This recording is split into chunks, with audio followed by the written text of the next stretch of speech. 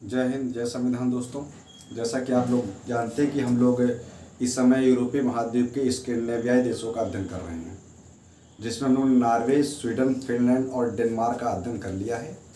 आज जो हम लोग अध्ययन करने वाले हैं वो आइसलैंड का अध्ययन करने वाले हैं। आइसलैंड का अध्ययन करते ही हम लोग का स्कैंडिनेवियाई देशों की यात्रा कंप्लीट हो जाएगी और फिर हम लोग मूव करेंगे बाल्टिक देशों की तरफ। आइसलैंड की अगर हम लोग बात करें तो आइसलैंड आप जानते हैं कि ये जो यूरोपीय महाद्वीप से थोड़ा सा दूर हट करके रहने का मतलब, जैसे ये दूर हट करके रहने का मतलब ये है कि ये आपके ग्रीनलैंड के पास स्थित है। ग्रीनलैंड जो आप जानते हैं विश्व का सबसे बड़ा द्वीप है, उसी के जस्ट बगल में आपका आइसलैंड भी है।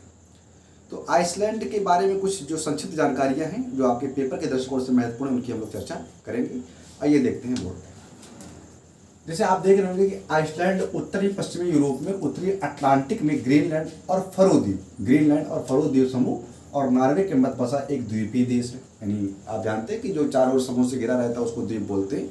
तो आइसलैंड भी एक चारों ओर से घिरा हुआ है समुद्र में, तो इसलिए एक द्वीप है। अब ये कहाँ पे स्थित है? आपने कहा ग्रीनलैंड और फरो द्वीप के मध्य में ये स्थित है। उसी प्रकार जो राजधानी इसकी है, तो राजधानी इसकी रेकजाविक हो जाएगी। रेकजाविक आइसलैंड की क्या है? राजधानी है। आपने नॉर्वे का अध्ययन किया था तो आपने बताया था ओस्लो है। स्वीडन का आपने किया था तो आपने बताया था स्टॉकहोम है। फिनलैंड का आपने किया था तो आपने कहा था हेलेंस्की है। उसी प्रकार से डेनमार्क का आपने किया था तो आपने कोपेनहेगन बताया था।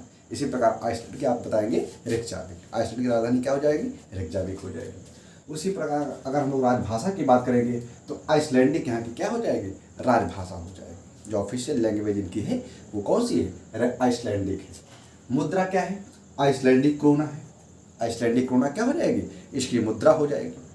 और उसके बाद आइसलैंड की संसद अलिंत की जो है, यहाँ इसकी संसद का नाम है। आप जानते हैं कि विश्व की जो पहली संसद बनी थी वो आइसलैंड की संसद थी। आइसलैंड की संसद विश्व की पहली संसद कही जाती है। ये बहुत बेसिक फैक्ट आप ध्यान रखिएगा। अच्छा, डेनमार्क से इसको स्वतंत्रता मिला कब? 1 दिसंबर 1918 को। 1 दिसंबर 1918 को इसको डेनमार्क से स्वतंत्रता मिल गया था और 1944 में 1944 में आइसलैंड एक पूर्ण स्वतंत्र राष्ट्र बन गया। उसके बाद ये यूरोप में ब्रिटेन के बाद दूसरा और विश्व में 18वां सबसे बड़ा द्वीप है। आप जानते हैं कि ब्रिटेन का जो सबसे बड़ा द्वीप, जो आपका यूरोपीय सबसे बड़ा द्वीप है, वो ब्रिटेन है।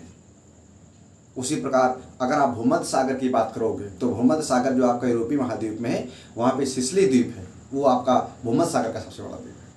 लेकिन अगर आप बात करोगे कि यूरोप का सबसे बड़ा द्वीप कौन सा है, तो वो ब्रिटेन है। और विश्व का सबसे बड़ा द्वीप कौन सा है? ग्रीनलैंड है, ये आप जानते हैं। तो ये जो है आपका है विश्व में 18वां सबसे बड़ा द्वीप है और ब्रिटेन के बाद ये दूसरा, यानी यूरोपीय देशों में दूसरा द्वीप हो गया और विश्व में 18वां सबसे बड़ा द्वीप है। उसी प्रकार आइसलैंड संयुक्त राष्ट्र हो गया, यानी यूएनओ हो गया, नाटो हो गया। उसी प्रकार आप एफ्टा हो गया, ईईए हो गया, समेत जितने भी संस्थाएं हैं उन सभी का लगभग ये मेंबर है। उसी प्रकार यूरोपीय मंगल एनालॉग शोध स्टेशन का मुख्यालय आइसलैंड भी स्थित है। अगर आपसे मान लीजिए बेसिक कभी क्वेश्चन पूछ ले, यूरोपीय मंगल एनालॉग शोध स्टेशन कहाँ पर है, तो आपका उत्तर हो जाएगा आइसलैंड। राष्ट्रीय खेल की अगर हम लोग बात किया जाए तो यहाँ का राष्ट्रीय खेल हैंडबॉल है और आइसलैंड दुनिया का सबसे बड़ा बिजली उत्पादक देश भी है, ये भी आपको जानकारी होनी चाहिए। अगर हम लोग यहाँ के क्षेत्रफल की बात करें तो आपका 1,03,000 वर्ग किलोमीटर यहाँ का एरिया है। द्वीपीय देश है, छोटा सा। पड़ोसी देश इसके डेनमार्क और नॉर्वे हो गए। डेनमार्क और नॉर्वे इसके क्या है? पड़ोसी देश हैं। और प्रधानमंत्री की बात करें तो कैटरीन जेकोडस डोक्टर यहाँ के प्रधानमंत्री। तो ये आइसलैंड में जो आपको बेसिक जानकारी ध्यान रखनी है वो रेकजाविक ध्यान रखिएगा।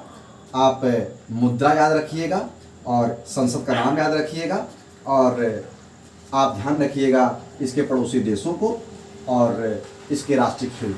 ये बेसिक आपके पेपर में जो बी और सी ग्रुप के पेपर होते हैं जनरली पूछ लेता है। और आइसलैंड किसके अधिकार में है? यूरोपीय देशों के अधिकार में है। और आइसलैंड किसका हिस्सा है? तो आप कहेंगे स्कैंडिनेवियाई देशों का हिस्सा है।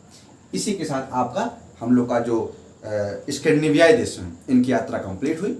हम लोगों ने नॉर्वे का अध्ययन किया, स्वीडन का अध्ययन किया, फिनलैंड का अध्ययन किया, डेनमार्क का अध्ययन किया और आज हम लोग की जो लास्ट क्लास थी वो थी हम लोग की आइसलैंड की। इन्हीं के साथ हम लोगों ने 5 देशों की यात्रा कंप्लीट कर ली यूरोपीय महाद्वीपों की। अब हम लोग अगले देश यानी अगले समूह बाल्टिक देशों की तरफ बढ़ेंगे। स्कैंडिनेविया देशों में अगर आपको किसी भी प्रकार की कन्फ्यूजन है तो आप कमेंट कर सकते हैं। मैं अभी जो स्कैंडिनेवियाई देश जिन बच्चों ने पढ़ा है उनको अच्छी जानकारी मैंने देने की कोशिश करी। और अगली वीडियो में हम लोग बाल्टिक देशों के साथ मिलेंगे। मैं GS with Mukesh Sahni channel पे एडवोकेट मुकेश साहनी आपका बहुत बहुत आभार व्यक्त करता हूँ। इसी तरह से आप अच्छे से पढ़ते रहिए।